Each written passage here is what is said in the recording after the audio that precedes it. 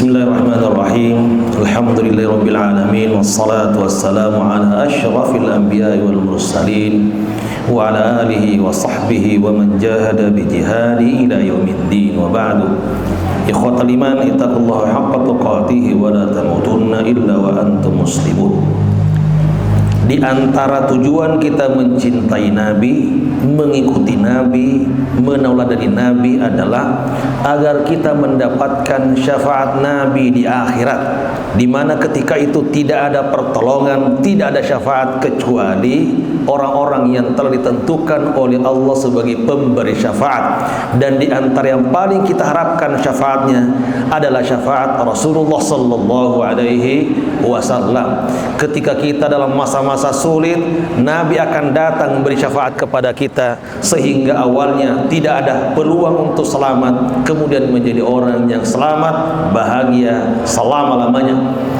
Dan beberapa bentuk dan jenis syafaat Rasul disebutkan oleh para ulama berdasar pada hadis-hadis yang selama ini dituturkan oleh Rasulullah sallallahu alaihi wasallam.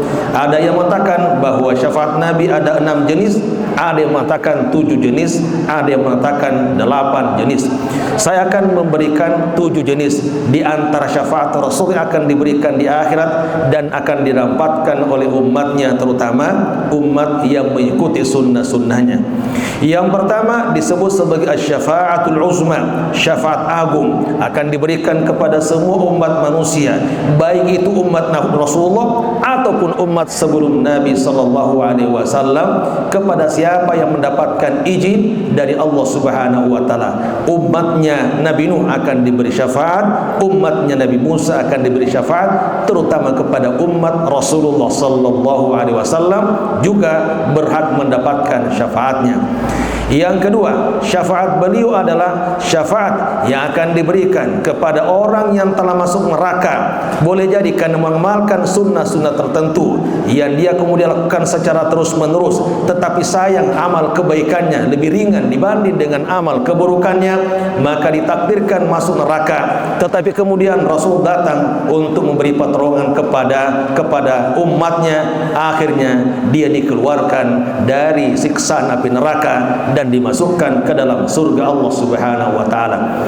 Syafaat ketiga akan diberikan kepada orang-orang yang timbangan amalnya sama beratnya dengan timbangan keburukannya. Artinya tidak masuk surga sekaligus tidak masuk neraka, dan dia berada di tempat yang tinggi yang disebut sebagai ashabul araf. Walaupun itu juga tersiksa, setiap kali melihat neraka dia akan berteriak, "Ya Allah, jangan Engkau masukkan kami ke dalam neraka-Mu." Tetapi ketika melihat surga, dia pun cepat berharap supaya dimasukkan ke dalam surganya.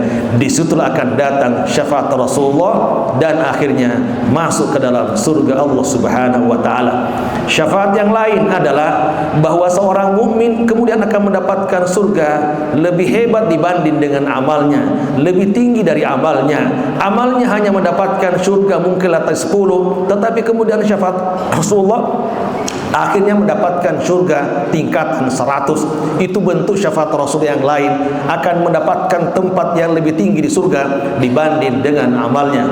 Yang lainnya syafaat Rasul adalah kepada orang yang sudah diputuskan untuk masuk surga, kemudian Allah mempercepat atau dia kemudian antri panjang, di situ akan muncul syafaat Rasulullah sehingga bisa terdepan masuk surga lebih cepat dibanding daripada nomor antriannya. Maka kita pun berharap yang telah diputuskan masuk surga tetapi kemudian antrian panjang, kita kemudian ditempatkan di depan, akhirnya masuk surganya lebih cepat insyaallah. Yang lainnya adalah syafaat Rasulullah sallallahu alaihi wasallam terutama kepada keluarganya.